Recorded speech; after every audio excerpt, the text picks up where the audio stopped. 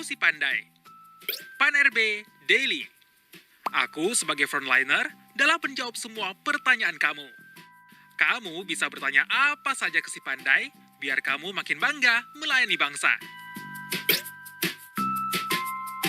Si Pandai bisa menjawab seluruh pertanyaan sehari-hari di Kementerian Pan RB, seperti informasi aparatur sipil negara, pelayanan publik, kelembagaan, reformasi birokrasi, dan lain-lain. Kami bisa makin bangga meningkatkan pelayanan di Kementerian Pan RB. Kalau nanya sama aku, kamu akan dapetin respon lebih cepat dan efisien. Jadinya kamu nggak perlu deh tanya sana-sini.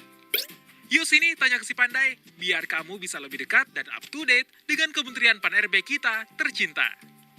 Si Pandai akan terus belajar untuk bisa menjawab seluruh pertanyaan seputar Kementerian Pan RB.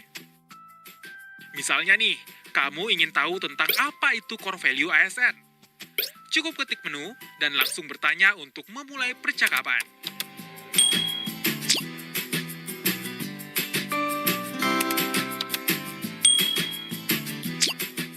Nah, gampang bukan?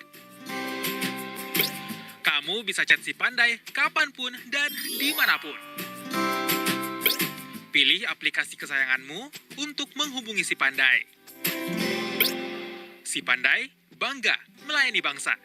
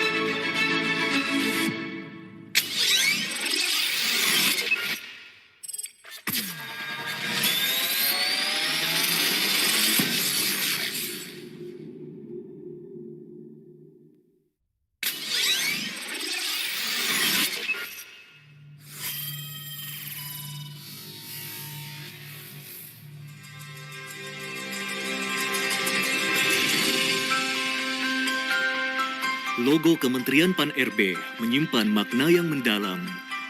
Logo terdiri dari dua unsur utama. Yang pertama, Garuda Pancasila yang merupakan lambang negara Indonesia, menunjukkan bahwa Kementerian Pan RB merupakan bagian dari instansi pemerintah Indonesia.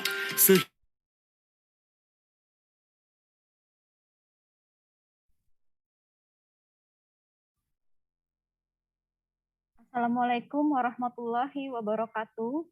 Salam sejahtera untuk kita semua. Om Swastiastu, Namo Buddhaya, salam kebajikan.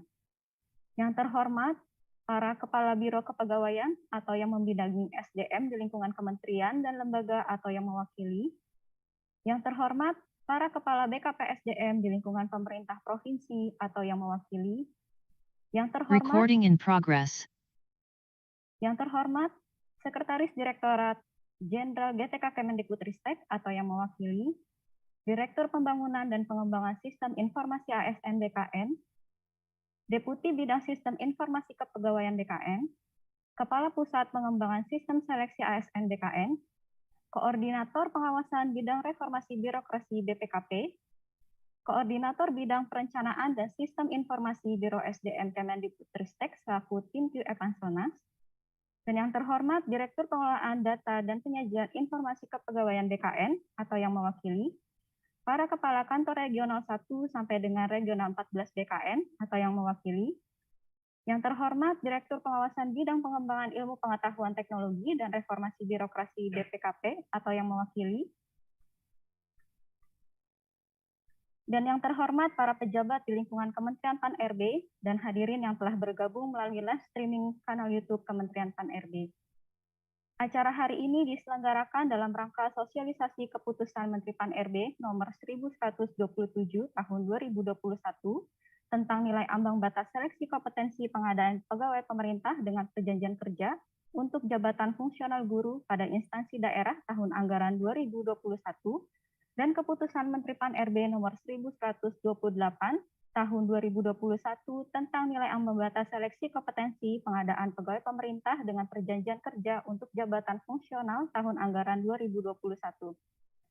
Sebelum kita memulai, saya akan menyampaikan tata cara dalam pelaksanaan sosialisasi hari ini.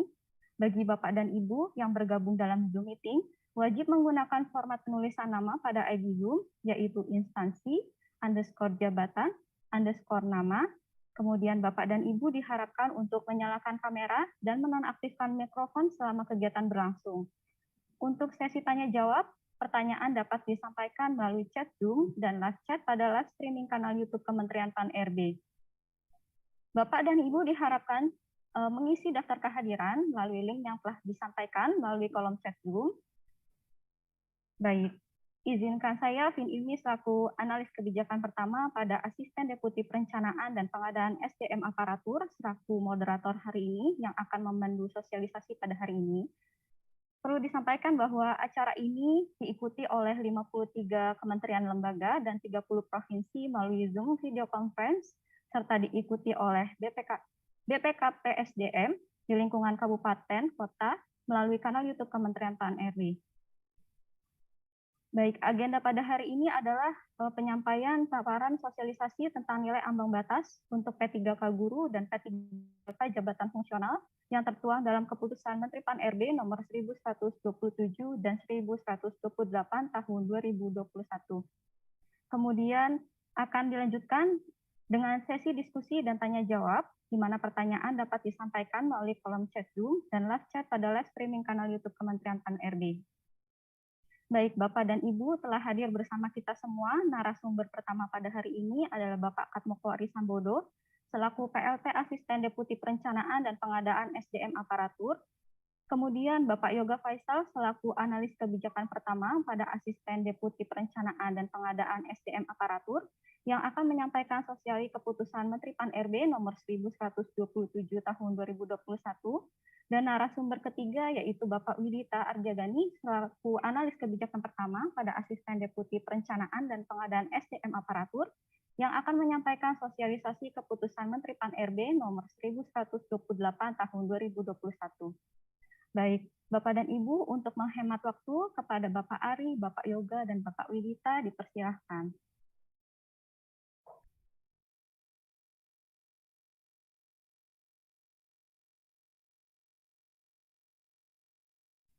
Assalamualaikum warahmatullahi wabarakatuh. Terima kasih Mbak Vin Ilmi.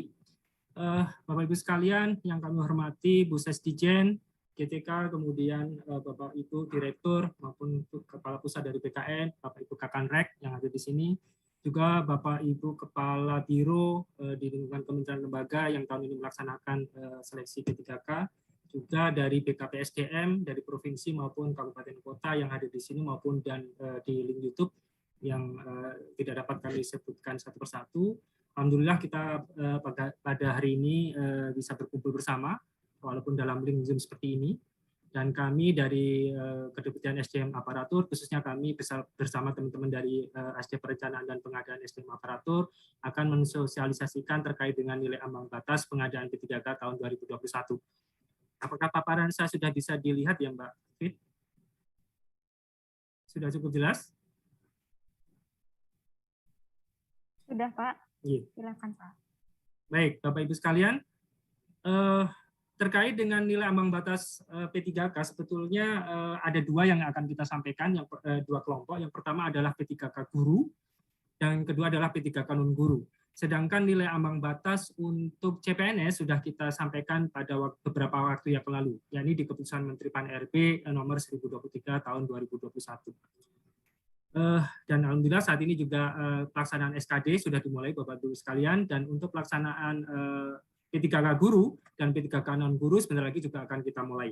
Oleh karenanya pada kesempatan ini kami mewakili teman-teman di Panselnas ya, di Panselnas juga di Kementerian Pendayagunaan Aparatur Negara untuk menyampaikan hasil-hasil pembahasan kami, kesepakatan kami terkait dengan nilai ambang batas yang telah ditetapkan ini.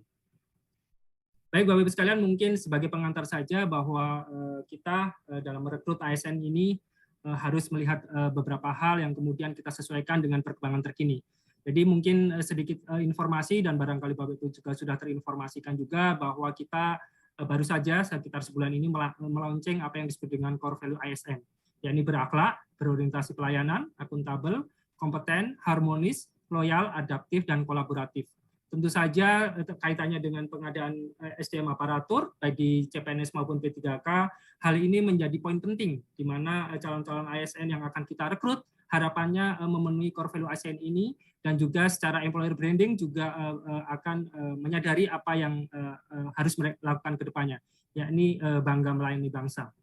Baik Bapak Ibu sekalian, terkait dengan dasar hukum untuk Permen Passing Grade ini ada di Permen PAN RB nomor 28 tahun 2021. Permen PAN RB ini mengatur tentang pengadaan P3K untuk jabatan fungsional guru pada instansi daerah tahun 2021. Ya. Jadi khusus untuk JF jabatan fungsional guru di instansi daerah dan tahun 2021, sifatnya hanya untuk tahun ini. Sedangkan untuk guru di Kementerian Agama itu nanti ada keputusan Menteri PAN RB yang berbeda yang nanti akan kami sosialisasikan di kemudian hari. Baik, kaitannya dengan Permen PAN RB nomor 28 ini menetapkan perlu adanya passing grade atau nilai ambang batas yang kemudian ditetapkan dalam keputusan Menteri PAN RB nomor 1127 tahun 2021 tentang nilai ambang batas seleksi kompetensi pengadaan pegawai pemerintah dengan perjanjian kerja untuk jabatan fungsional guru pada instansi daerah tahun anggaran 2021 yang sudah ditandatangani Pak Menteri pada tanggal 1 September 2021 kemarin. Kemudian yang kedua adalah di Permen PAN RB nomor 29 tahun 2021. Permen PAN ini mengatur terkait dengan pengadaan P3K untuk jabatan fungsional.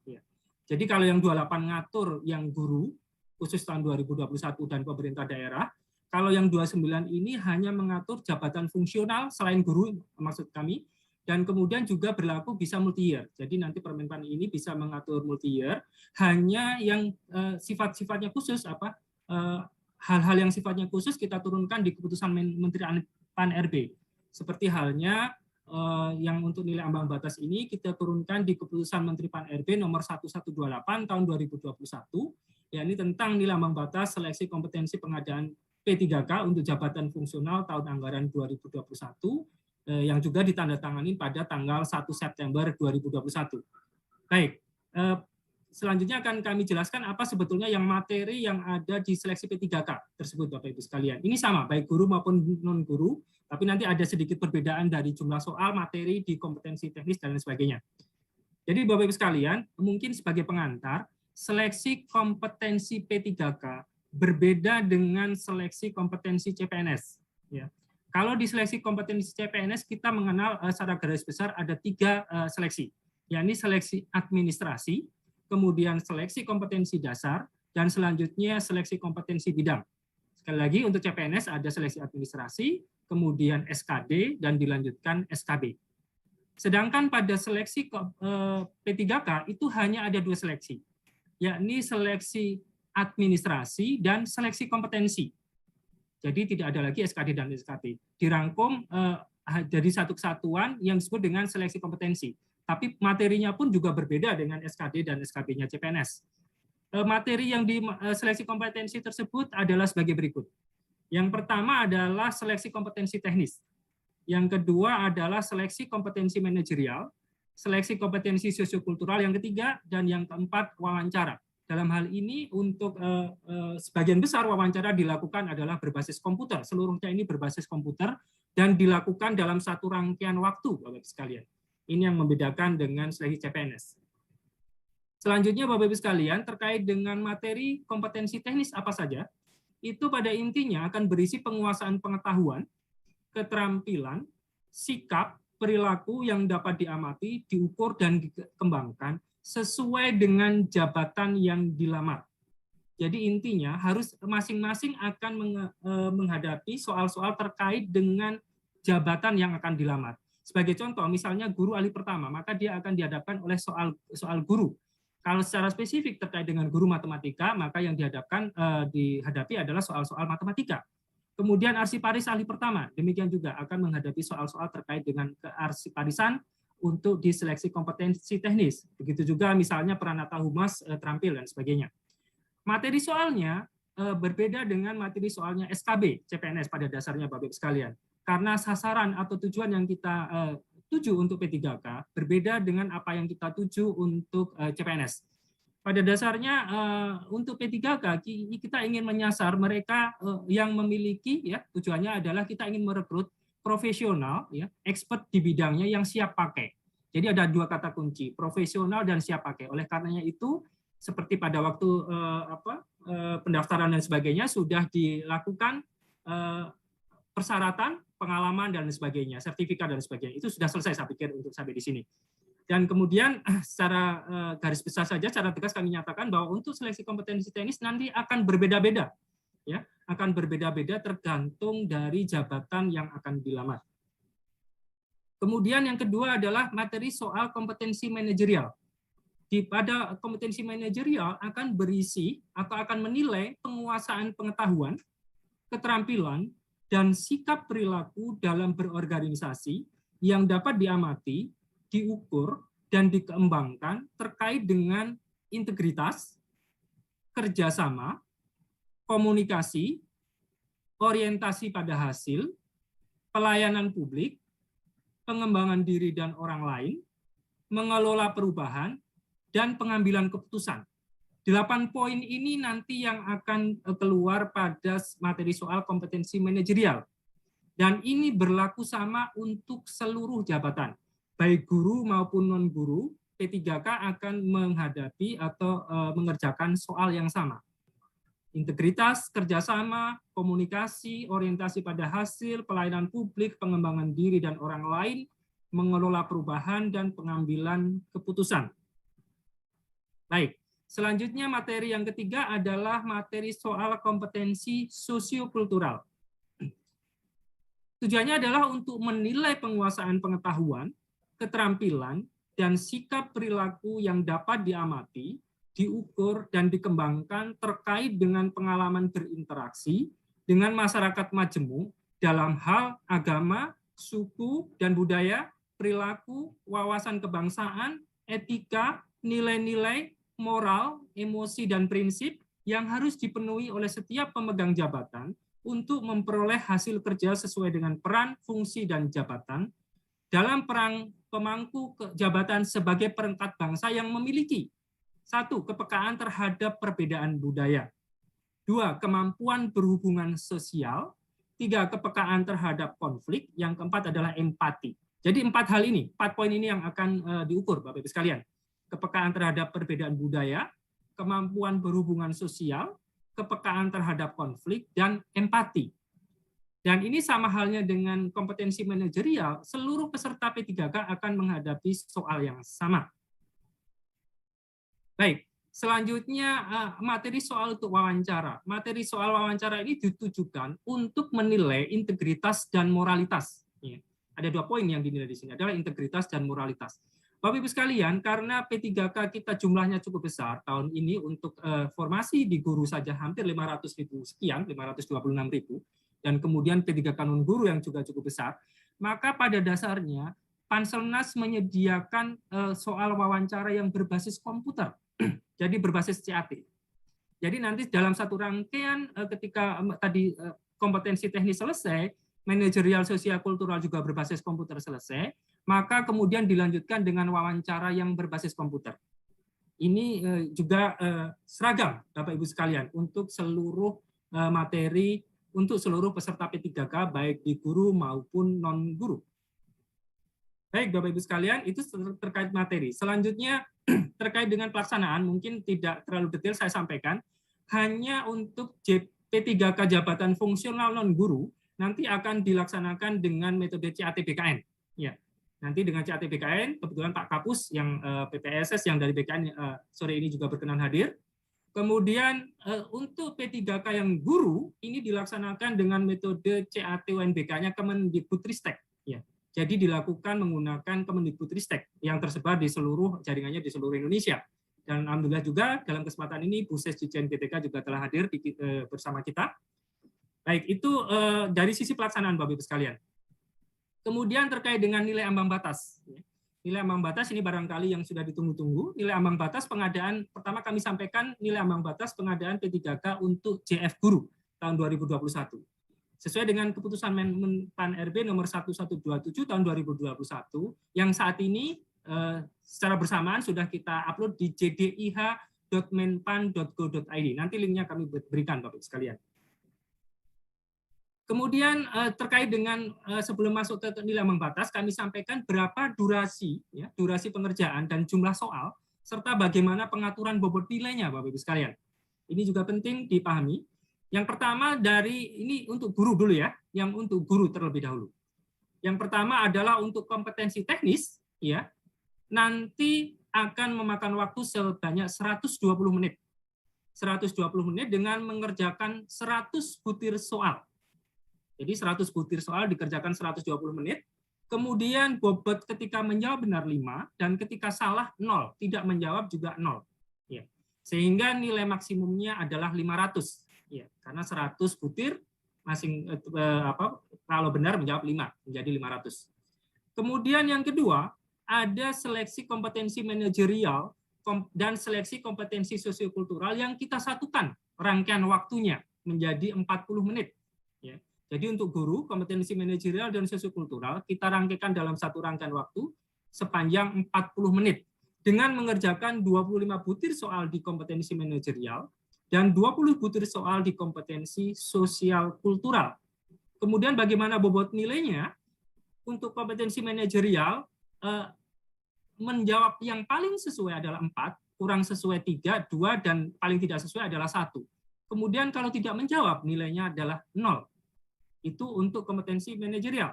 Kemudian untuk kompetensi sosial kultural itu gradasinya 5.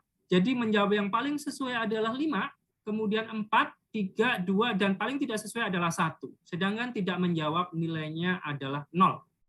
Sehingga nilai maksimum untuk kompetensi manajerial dan kompetensi sosial kultural ini secara kumulatif adalah 25 dikalikan 4 ditambah 20 kalikan 5. Yaitu 200. Ini nilai maksimumnya Bapak Ibu sekalian. Kemudian selanjutnya terkait dengan wawancara. Wawancara durasinya sepanjang 10 menit Bapak Ibu sekalian. Mengerjakan 10 butir soal. 10 butir soal dikerjakan 10 menit dan gradasinya 4. Menjawab paling sesuai adalah 4, 3, 2, dan paling tidak sesuai adalah 1. Dan tidak menjawab nilainya adalah 0. Sehingga total keseluruhan durasi untuk kompetensi guru, seleksi P3K guru adalah 170 menit dengan mengerjakan 155 butir soal. Atau nilai maksimumnya adalah 740. Dan kami sudah mendapat informasi juga bahwa nanti ada kemungkinan kompetensi manajerial, sosiokultural, dan wawancara dikerjakan terlebih dahulu, baru kemudian mengerjakan kompetensi teknis. Jadi sekali lagi di kompetensi manajerial, sosiokultural, dan wawancara dikerjakan, kemudian barulah masuk ke kompetensi teknis. Nanti barangkali bisa dilihat di juklak di P3K guru. Baik, ini terkait durasi dan jumlah soal Bapak Ibu sekalian. Selanjutnya adalah bagaimana nilai ambang batasnya. Sebelum itu adalah terkait dengan kekhususan untuk waktu Bapak Ibu sekalian. Kekhususan waktu untuk penyandang disabilitas sensorik netra. Ya. Jadi sesuai dengan CPNS juga kita lakukan bahwa untuk penyandang disabilitas sensorik netra kita berikan tambahan waktu. Ya. Jadi untuk kompetensi teknis mendapat tambahan waktu 30 menit, yakni menjadi 150 menit. Kemudian kompetensi manajerial dan kompetensi sosial kultural mendapat tambahan waktu 15 menit menjadi 55 menit. Dan wawancara mendapat tambahan 5 menit menjadi 15 menit. Sehingga total untuk penyandang disabilitas sensorik netra, waktu yang diperlukan adalah 220 menit. Ini berbeda dengan yang kategori umum, yang hanya 170 menit saja. Baik, selanjutnya ini adalah nilai ambang batasnya Bapak Ibu sekalian. Nilai ambang batas untuk seleksi kompetensi teknis, yang tadi nilai maksimalnya adalah 500, nanti akan disampaikan terlampir di Kemenpan tersebut. Kemudian yang kedua, seleksi kompetensi manajerial dan sosiokultural, yang nilai maksimumnya 200, nilai ambang batasnya adalah 130. Jadi sekali lagi, nilai ambang batas untuk kompetensi manajerial dan sosiokultural itu merupakan nilai kumulatifnya, itu adalah 130 dari nilai kumulatif maksimalnya 200. Kemudian yang ketiga untuk wawancara. Untuk wawancara, nilai maksimalnya adalah 40, sedangkan nilai ambang batasnya adalah 24. Gitu. Nah, selanjutnya akan kami sampaikan untuk masing-masing seleksi kompetensi teknis. Seleksi kompetensi teknis ini karena guru yang diajar itu cukup beragam mata pelajarannya dan kemudian bentuk jenjang pendidikannya juga beragam dari TK, SD, SMP, dan SMA, kemudian SMK, maka kemudian nilai ambang batasnya adalah sendiri-sendiri. Baik, untuk selanjutnya saya harapkan saya beralih ke Mas Yoga, rekan kami Mas Yoga untuk menyampaikan apa saja contoh-contoh dari nilai ambang batas untuk guru ini. Silakan Mas Yoga. Baik, terima kasih Pak Ari. Sebelumnya mohon izin Bapak Ibu yang tergabung di Zoom meeting dan melalui streaming YouTube, perkenalkan saya Yoga Faisal selaku analis kebijakan di Kementerian PAN-RB yang juga sebagai tim penyusun Permen PAN-RB nomor 28 tahun 2021 tentang pengadaan CR guru pada instansi daerah. Seperti yang telah dijelaskan oleh Pak Ari tadi, bahwasanya nilai ambang batas untuk seleksi kompetensi teknis CR guru tahun 2021 berbeda-beda tiap mata pelajaran. Misalnya bisa kita lihat dalam screen di layar Bapak Ibu, bahwasanya untuk guru kelas satuan pendidikan TK itu nilai ambang batasnya 260. Berbeda dengan nomor 7 untuk guru kelas mata pelajaran guru kelas di satuan pendidikan SD, nilai ambang batasnya adalah 320.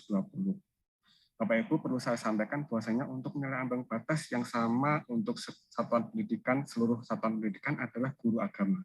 Guru agama Buddha, guru agama Hindu, guru agama Islam, guru agama Katolik, guru agama Kristen, di semua satuan pendidikan memiliki nilai ambang batas yang sama atau mencatatkan nilai ambang batas yang sama, yaitu 325. Untuk mata pelajaran lain akan ditentukan seperti berikut, contohnya penjas orkes nomor 8, Bapak Ibu. Jenjang SD, penjas orkes, nilai ambang batasnya itu sebesar 275. Dan untuk guru mapel lain seperti guru bahasa, itu juga berbeda-beda dari setiap jenjang satuan pendidikan. Untuk guru SMP, misal bahasa Indonesia di SMP, nilai ambang batas yang disyaratkan adalah 265. Guru bahasa Inggris 270. Nanti di SMA berbeda lagi Bapak Ibu. Guru bahasa Indonesia bahasa Inggris tidak lagi 265 dan 270. Untuk guru SMP, contoh kita ambil nomor 16 di jenjang SMP. Itu nilai ambang batasnya 270. Kita bandingkan dengan guru SMA pada nomor 43 di mata pelajaran yang sama, bimbingan konseling itu 285. Jadi masing-masing guru mata pelajaran pada satuan pendidikan yang berbeda, nilai ambang batasnya pastilah berbeda, kecuali untuk guru agama di seluruh jenjang itu sama, dan guru agama apapun itu sama. Baik Bapak Ibu, selanjutnya bisa dilihat untuk yang SMK. Yang SMK karena sangat banyak sekali rumpun mata pelajaran di SMK, bisa dilihat untuk agribisnis perikanan, ikan hias, produksi pengelolaan perkebunan, itu dikelompokkan untuk materi soalnya. Misal contoh kita ambil produksi dan pengelolaan perkebunan nomor 65. Itu materi yang diujikan nanti adalah seputar agribisnis tanaman. Nilai ambang batasnya 270, sama dengan agribisnis tanaman, agribisnis halaman perkebunan. Untuk rumpun agribisnis tanaman itu nanti sama semua untuk di jenjang SMK. Selanjutnya kita ambil contoh lagi untuk guru bahasa di SMK ya. Guru bahasa di SMK kan banyak sekali rumpunnya. Ini juga berbeda-beda.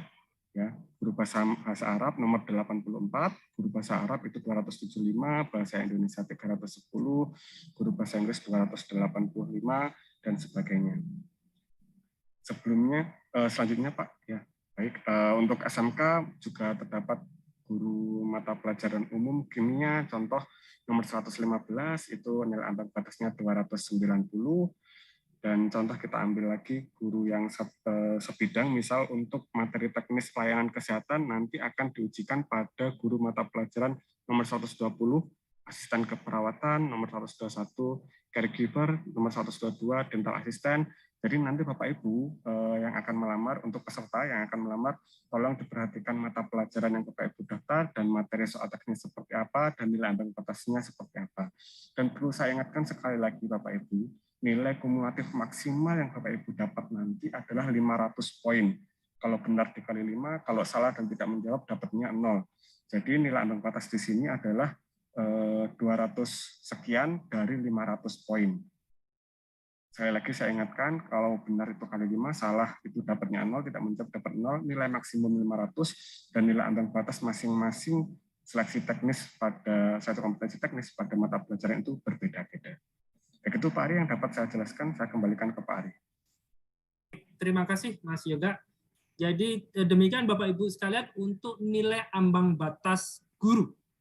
Jadi nilai ambang batas untuk jabatan fungsional guru tadi sudah kami sampaikan. Dan selanjutnya akan kami sampaikan untuk Kemenpan RB 1128 untuk nilai ambang batas yang jabatan fungsional. Maksudnya di sini adalah jabatan fungsional yang selain guru, Bapak-Ibu sekalian. Ini ada di Kemenpan RB nomor 1128. Jumlah terkait dengan durasi dan komposisi soalnya berbeda, Bapak-Ibu sekalian. Khususnya untuk kompetensi teknis. Ya. Kompetensi teknis untuk JF yang selain guru itu hanya ada 90 butir soal. 90 butir soal. Sehingga bobotnya sama kalau dia menjawab benar 5, kemudian kalau salah 0. Sehingga nilai maksimumnya adalah 450. Kemudian pengaturan waktunya, kompetensi manajerial dan kompetensi sosiokultural dan wawancara pada dasarnya sama, baik guru maupun non-guru ya. Tadi 25 butir, kemudian 20 butir, dan 10 butir. Itu sama. Kemudian nilai maksimumnya juga sama. Hanya di sini terdapat perbedaan untuk durasi waktunya, Bapak-Ibu sekalian. Durasi waktu untuk yang jabatan fungsional non-guru, itu kompetensi teknis, kompetensi manajerial, dan kompetensi sosial kultural dalam satu rangkaian waktu. Ini disesuaikan dengan sistemnya di BKN, menjadi 120 menit. Ya. Menjadi 120 menit. Jadi sekali lagi dalam satu rangkaian waktu. Berbeda dengan yang guru tadi. Kemudian wawancara itu rangkaian waktu yang berbeda. Setelah selesai di 3 atas itu tadi, kemudian dilanjutkan dengan wawancara selama 10 menit. Tapi materi dan butir soalnya ketentuan penilaiannya sama dengan yang guru.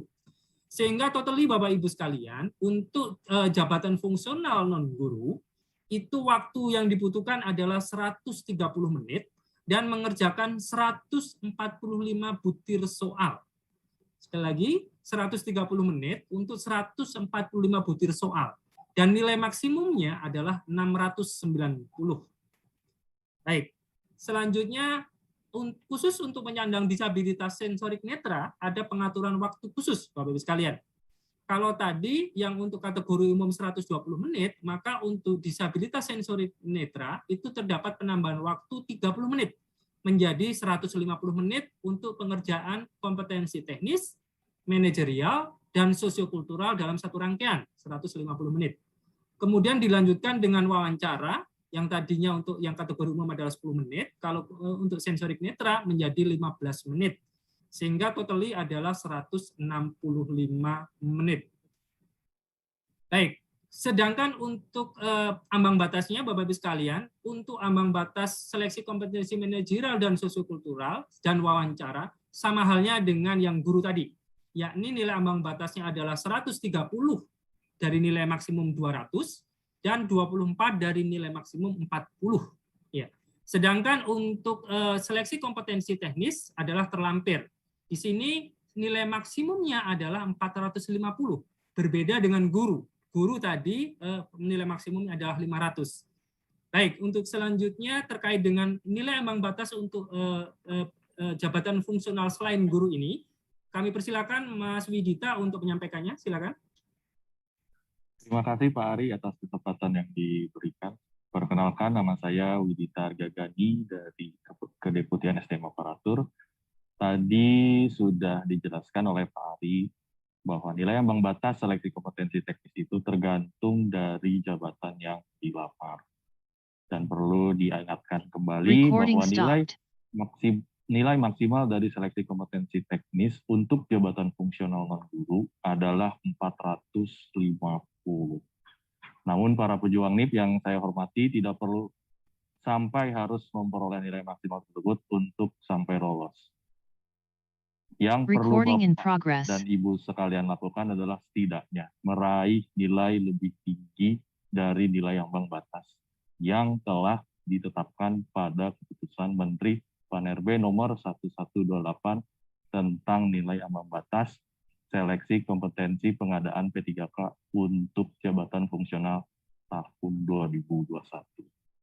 Izinkan saya untuk sedikit menyampaikan beberapa nilai ambang batas dari total 162 nilai ambang batas yang telah ditetapkan. Kalau kita lihat memang nomor 1 adalah ahli pertama penyuluh keluarga berencana, nilai ambang batas 203. 203 ini merupakan nilai yang cukup rendah dibandingkan dengan nilai-nilai ambang batas lainnya. Kemudian kita juga dapat melihat untuk jabatan nomor 6, ahli pertama pelatih olahraga bernilai 248. Ini merupakan nilai ambang batas yang lumayan dibandingkan dengan nilai ambang batas lainnya.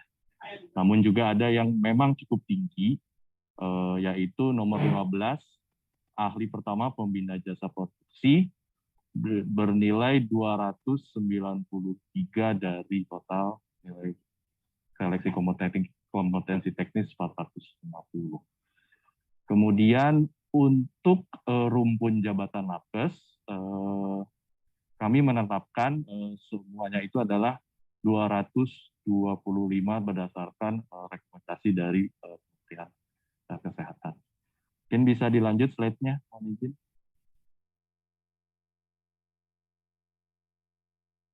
Oke, untuk nomor 90, kita bisa melihat teknisi siaran ahli pertama, termasuk juga nilai yang ditetapkan rendah, yaitu 203.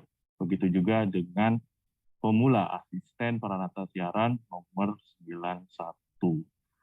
Kemudian untuk rumpun jabatan pertanian, berdasarkan hasil rekomendasi dari Kementerian Pertanian, beberapa rumpun jabatan pertanian kami berikan nilai ambang batas sebesar 248.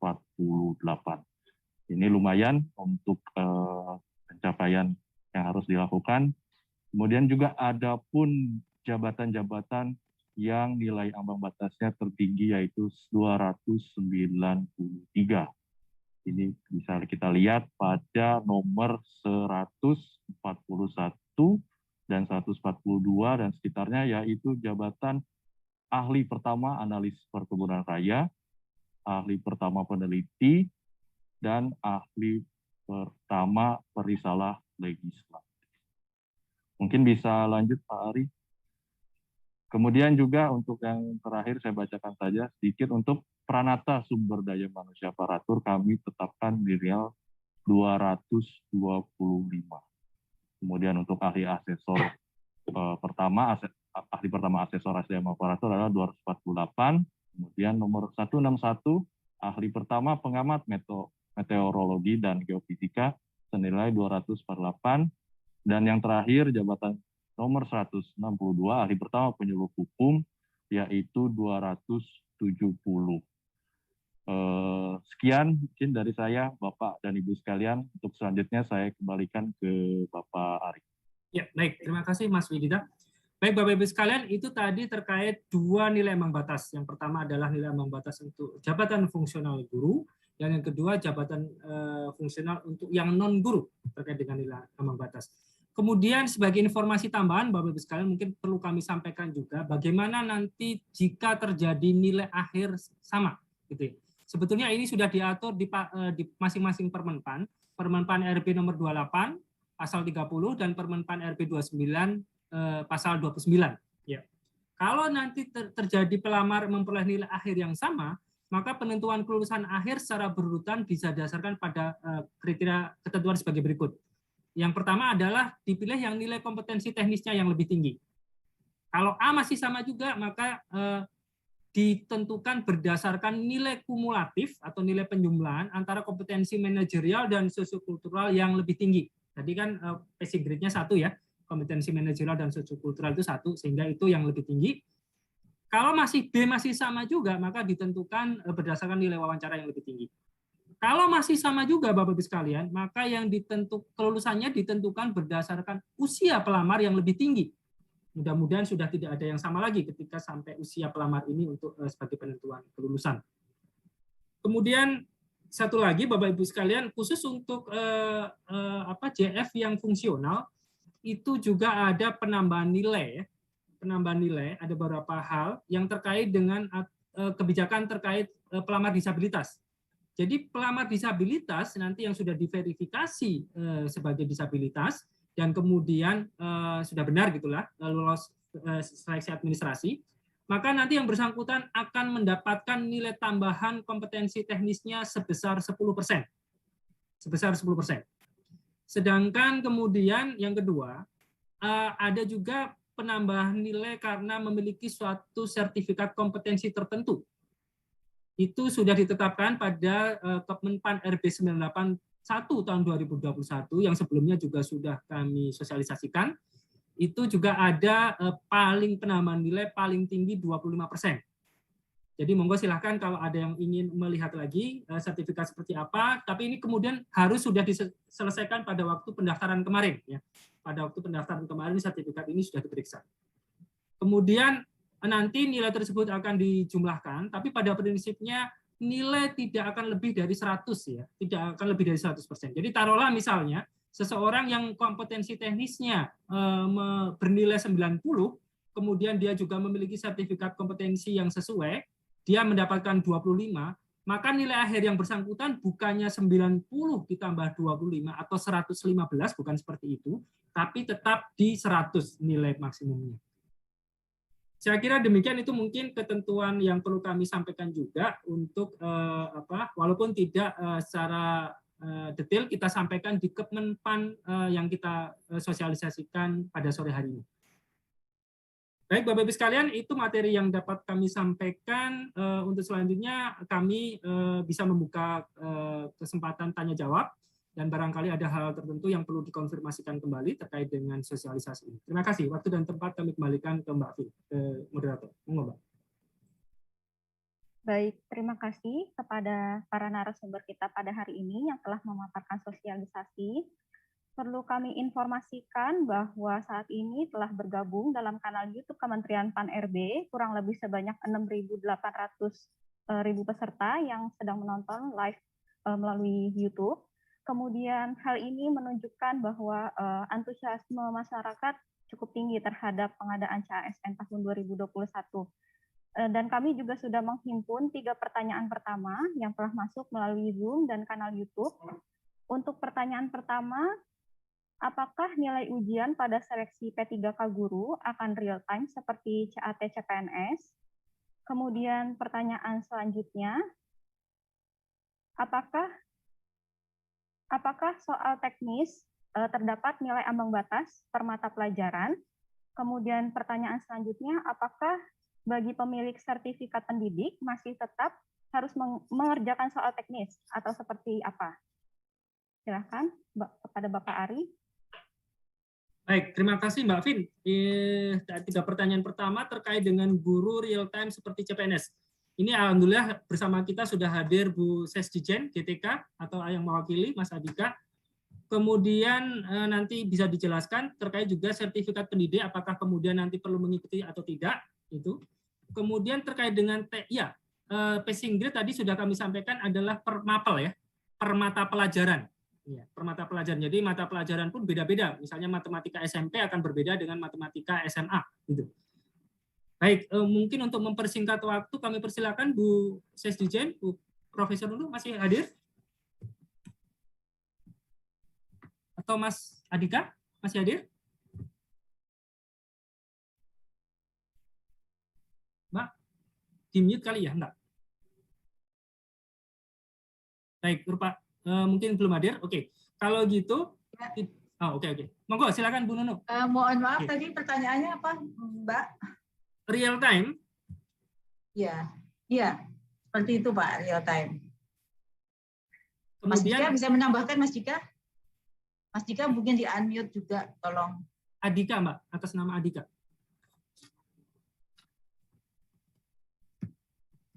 Jadi ada jeda waktu beberapa hari, Pak. Beberapa saat ya, Bu, ya. Ini Ya, real time jadinya ya. Ya, real Baik. time. Tapi Ini ada real, jadi nanti sepemahaman kami, jadi nanti begitu selesai mengerjakan langsung keluar nilainya. Gitu. Ya, Tapi betul.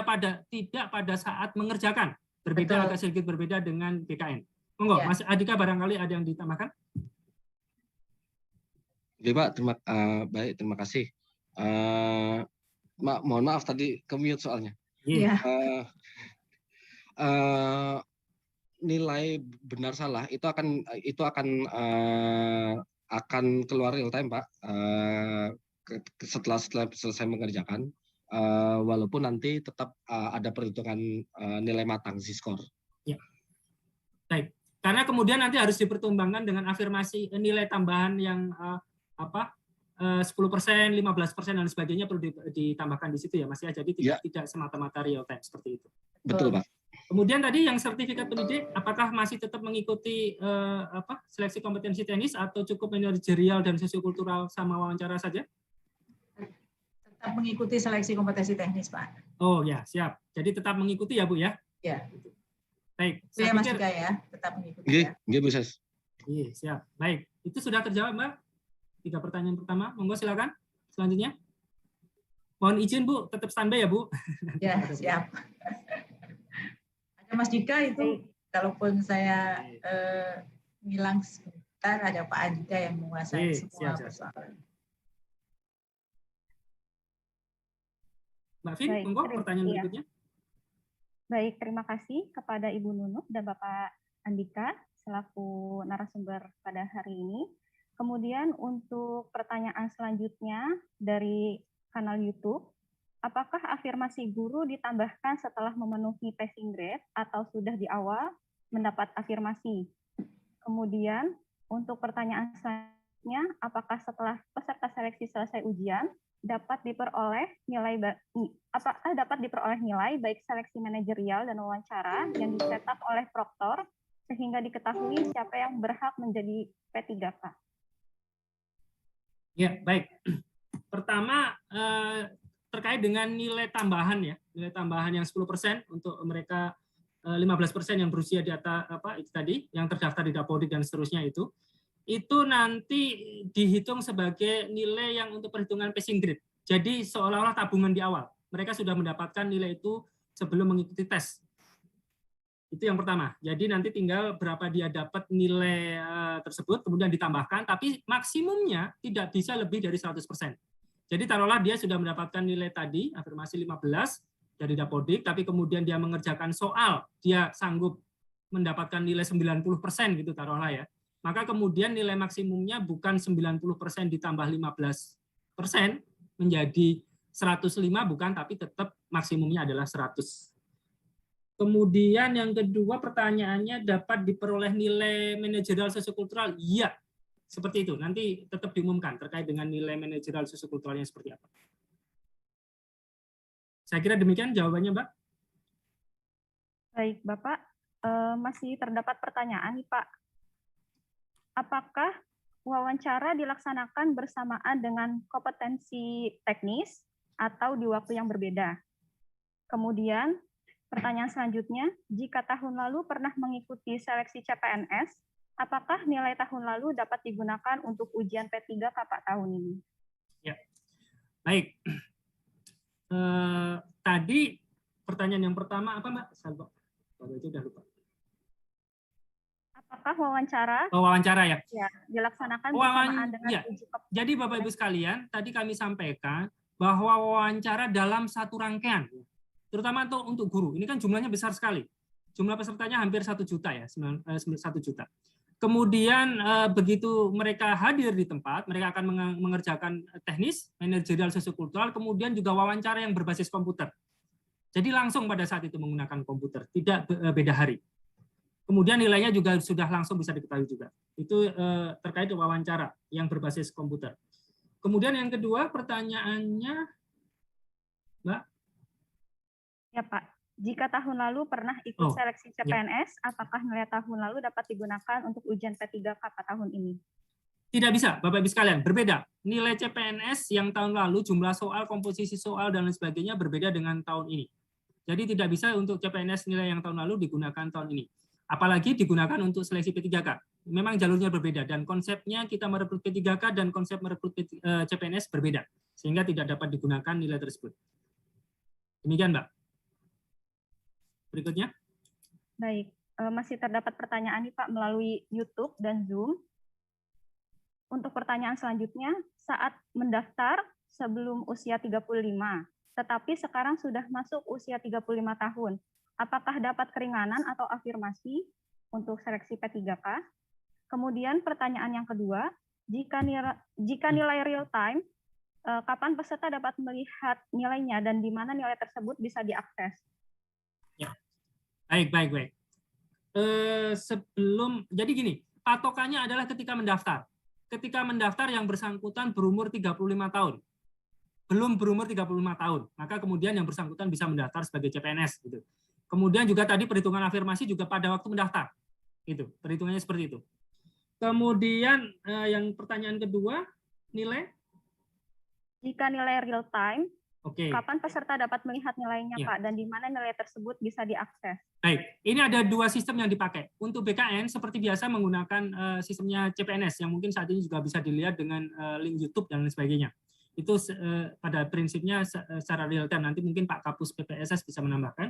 Kalau untuk yang P3K guru seperti tadi sampaikan, near real time. Jadi tidak langsung apa yang dikerjakan di situ muncul, tapi begitu selesai yang bersangkutan selesai mengerjakan, maka kemudian akan ditampilkan secara near real time oleh masing-masing proktor di tempat lokasi tes.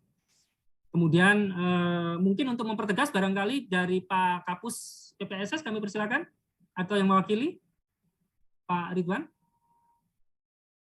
Ada yang mewakili dari BKN? Mohon bisa di-unmute.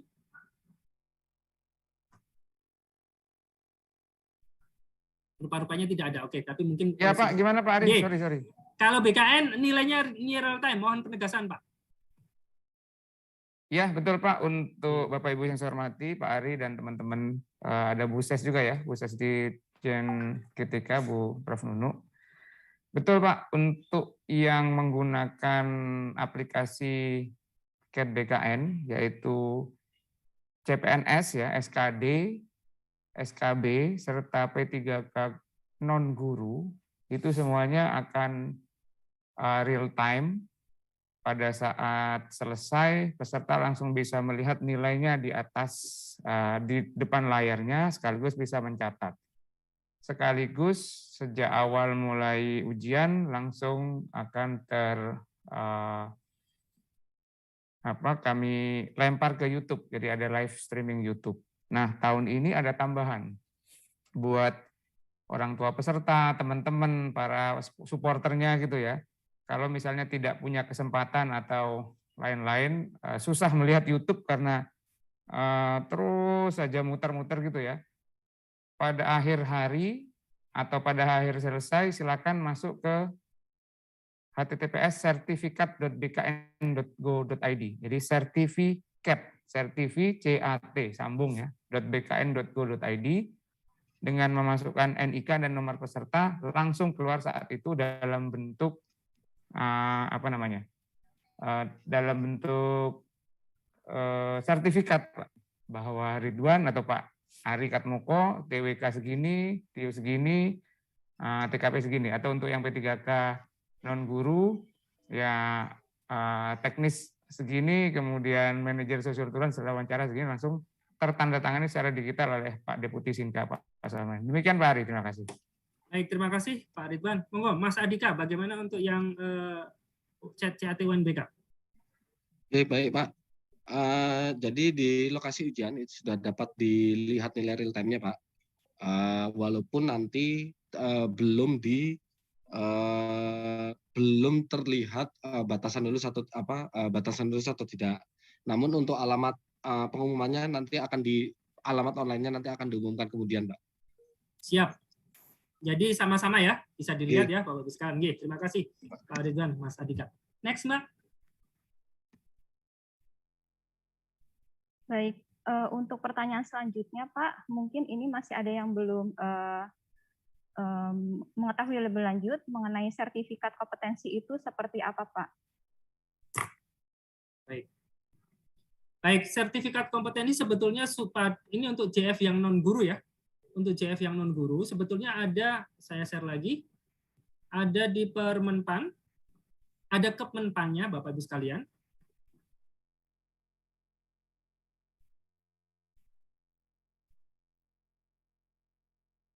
Untuk JF non guru,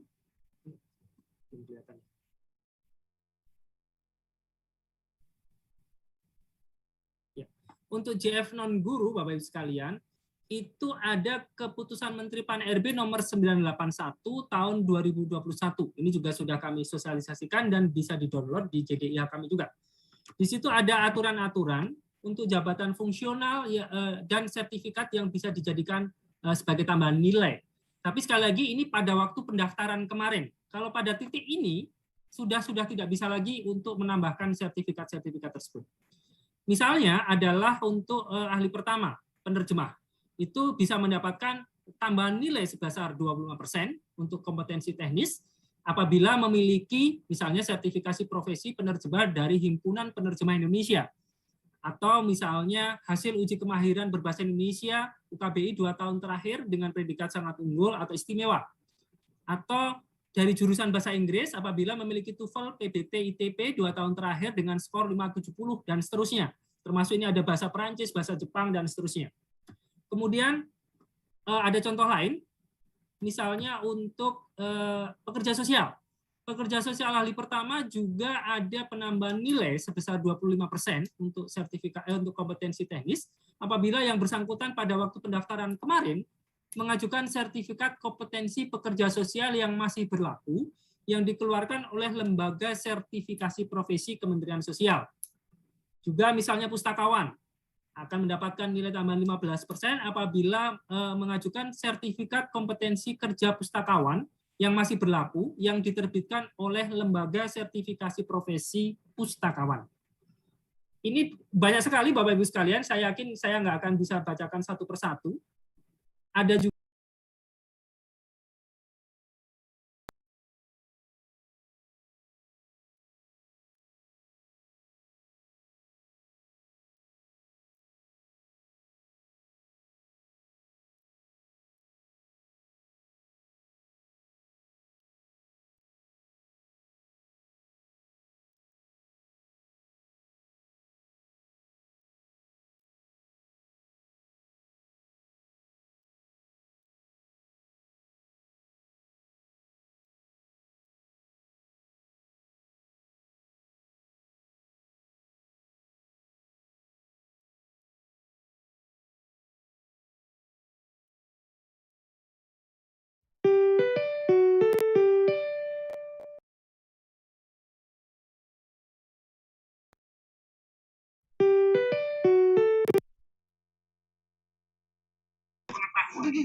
keterampilan,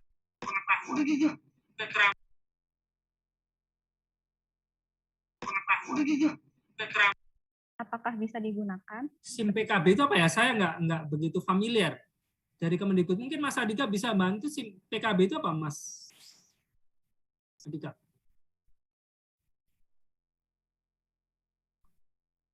Saya nggak begitu familiar. Mungkin singkatannya apa SIM PKB? Mas Adika ada informasi? Oh, Mas Nugroho yang akan jawab. Mohon di unmute itu Mas Nugroho itu. Izin Pak. Ini kalau untuk unmute soalnya harus izin dulu soalnya. Siap. Baik Pak, SIM PKB itu SIM yang ada di kami, database guru-guru yang memuat intinya SIM singkatannya itu Sistem Informasi Manajemen untuk pengembangan keprofesian berkelanjutan. Nah di situ database guru-guru ada data nilai, data kompetensi terakhir, bagaimana profesionalnya, bagaimana pedagogiknya dan sebagaimana macamnya. Namun itu tidak menjawab untuk apakah dia telah memiliki kompetensi atau tidak, karena batasan kompetensi atau tidak itu ya berdasarkan sertifikat pendidik. Sedangkan data sertifikat pendidik itu sudah ada di Dapodik ya, jadi nggak perlu sampai ke situ ya Mas Andika. Integrasi Dapodik dengan data dari referensi dari LPTK Pak, dari kampus-kampus. Ya. Ya. Jadi pada prinsipnya tidak bisa Bapak Ibu sekalian untuk yang tadi yang terkoneksi dengan SIM PKB. Tidak bisa secara langsung seperti itu. Saya kira demikian Mbak jawabannya. Baik Pak, ini juga masih ada satu pertanyaan lagi yang masih banyak menanyakan, apakah harus melakukan swab test sebelum pelaksanaan atau vaksin Pak saat akan mengikuti pelaksanaan? Oke. Baik, ini di sisi pelaksanaan ya, monggo ini agak sedikit berbeda-beda. Monggo dari sisi pelaksanaan Mas Andika dulu barangkali. Vaksin dan lain sebagainya, ini ada pertanyaan terkait ini, nanti setelah itu dari BKN. Monggo, silakan Mas Andika.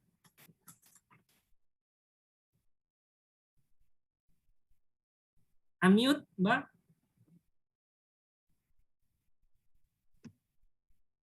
Izin Pak, tadi Mas vaksin ya Pak? Ya, vaksin dan lain sebagainya, apakah ada kewajiban untuk di situ? Izin Pak, jadi berdasarkan surat BKN terakhir, sudah ada pengumuman bahwa untuk seleksi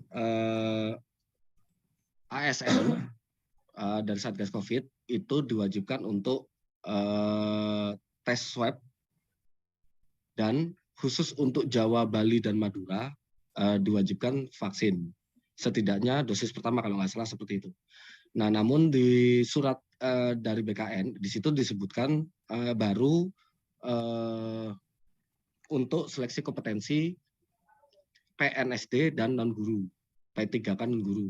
Nah, saat ini kami untuk P3K guru sedang mengkonfirmasi kembali, walaupun sebetulnya yang kami tahu bahwa jawabannya pasti akan sama dengan surat edaran dari BKN sebelumnya. Namun secara eksplisit untuk P3K non-guru memang belum dari surat BKN itu belum tertera intinya itu Pak. Dan sebentar lagi akan ada juga pemberitahuan terkait itu dari Dikbud atau gimana Mas dari GTK? Nanti kami kan bersurat untuk konfirmasi hal tersebut. Ya. Walaupun nanti jawabannya kami sudah dapat bocoran, pasti persentase terbesarnya jawabannya sama Pak, dengan seleksi P3K non guru dan PNS. Nah, untuk itu kami sedang berusaha untuk dapat memfasilitasi di daerah masing-masing. Jadi kami akan berkoordinasi dengan Dinas Kesehatan, dengan pemerintah daerah, dengan Kementerian Dalam Negeri, agar vaksin itu dapat dilakukan khususnya bagi guru-guru calon peserta tes di tanggal 13 nanti, karena kita nanti tesnya tanggal 13, itu akan ada fasilitasi untuk vaksin khususnya untuk Pulau Jawa, Madura, dan Bali. Ya, terima kasih. Monggo, dari sisi BKN Pak, kalau untuk pelaksanaan di BKN mungkin bisa disampaikan Pak Ridwan, walaupun mungkin sosialisasinya udah ke sana ke sini ya Pak Ridwan, tapi monggo kami persilakan Pak. Baik, terima kasih. Secara nasional mungkin sudah disebutkan seperti yang Mas Andika ya, untuk Jawa, Madura, Bali wajib vaksin minimal pertama. Kemudian untuk seluruh Indonesia swab antigen minimal 1 kali 24 jam atau sehari sebelumnya, atau PCR 2 kali 24 jam atau 2 hari sebelumnya. Namun Bapak Ibu, kami sudah menerima beberapa respon positif. Saya sebut misalnya, kalau saya salah tolong dikoreksi ya, atau ada yang menyusul kemudian. Seluruh Pemda di Kalimantan Barat, Kota Batam, Lahat, Muara Enim, Mataram, Musi, Banyuasin, itu gubernur atau bupati atau wali kota setempat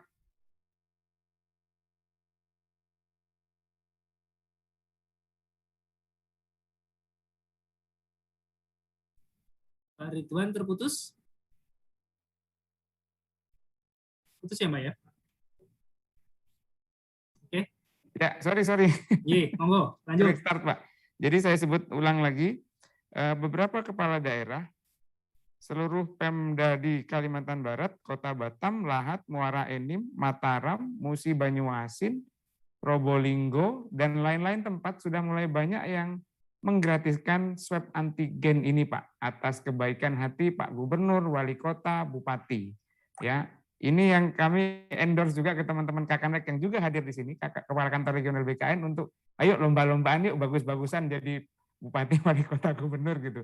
Jadi semakin banyak yang swab menggratiskan, caranya datang ke puskesmas atau fasilitas kesehatan setempat hanya dengan membawa KTP dan kartu peserta ujian, ya, baik itu CPNS, P3K guru maupun P3K non guru, kan itu sama. Nah, kemudian ada juga beberapa, misalnya Pemkab Wonogiri itu sudah menyatakan vaksinasi di kami belum bisa diwajibkan. Itu juga bisa. Jadi seperti Mas Andika bilang, sampaikan H-3 minimal sebelum pelaksanaan pertama, silakan Pansel daerah bekerja sama dengan koordinasi dengan Satgas COVID setempat menyatakan ketersediaannya ada apa tidak. Jadi sebenarnya kalau di Jakarta katakanlah Pak Gubernurnya bilang 105%, kalau Jakarta wajib gitu, fardu ain, nggak mungkin gitu ya. Yang lain-lain tapi bisa menyesuaikan. Nah, silakan itu dipublikasikan saja. Sedemikian sehingga tidak memberatkan peserta. Pun Kementerian Kesehatan melalui koordinasi yang sangat baik dengan semuanya, per kemarin untuk di Jawa, Madura, Bali kan maksimal 99.000, makin murah saja. Saya kira itu Pak Ari, jadi pesannya Pak Menpan kemarin, Pak Kepala BKN, ayo kita permudah, tapi jangan juga memudah-mudahkan gitu ya, nggak mau apa-apa, di Jawa, Madura, Bali, rebahan, nggak mau vaksin, nggak mau swab, tapi minta lolos.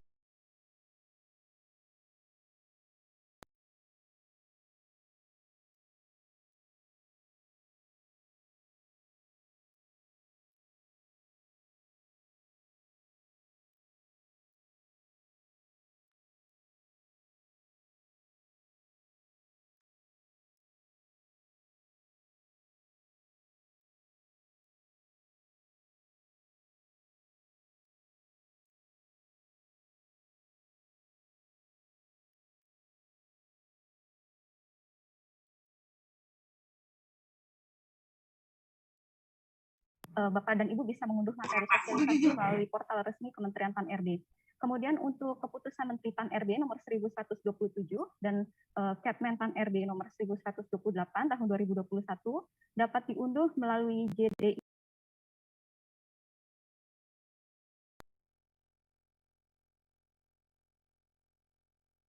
mengenai informasi seputar ASN, pelayanan publik, informasi kelembagaan, reformasi birokrasi, dan informasi lainnya seputar Kementerian Pan-RB dapat menghubungi Si Pandai melalui aplikasi Telegram dan Line. Baik Bapak dan Ibu, kami mengucapkan terima kasih kepada seluruh tamu undangan, narasumber, dan rekan ASN yang telah mengikuti acara sosialisasi hari ini. Kami mohon maaf undur diri dan mohon maaf apabila terdapat kekurangan dalam pelaksanaan sosialisasi hari ini. Salam sehat selalu dan mari menjadi ASN berakhlak. Akhir kata, wassalamualaikum warahmatullahi wabarakatuh. Waalaikumsalam. Terima kasih Bapak Pak Ridwan, Bu Nunu, Prof. Nunu, Bapak Ibu sekalian yang hadir di sini. Mohon maaf lahir batin. Salam sehat selalu.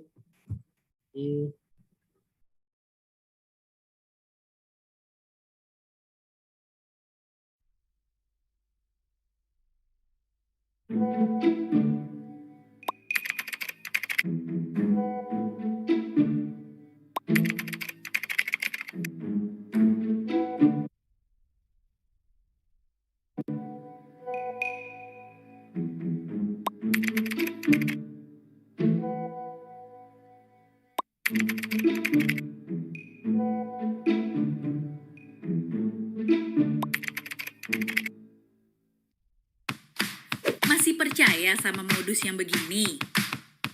Stop! Jangan percaya lagi dengan janji-janji yang bisa meluluskan seleksi CASN. Proses seleksi calon aparatur sipil negara atau CASN dilakukan dengan sistem secara akuntabel dan transparan. Cek kebenaran informasi yang beredar dari sumber terpercaya.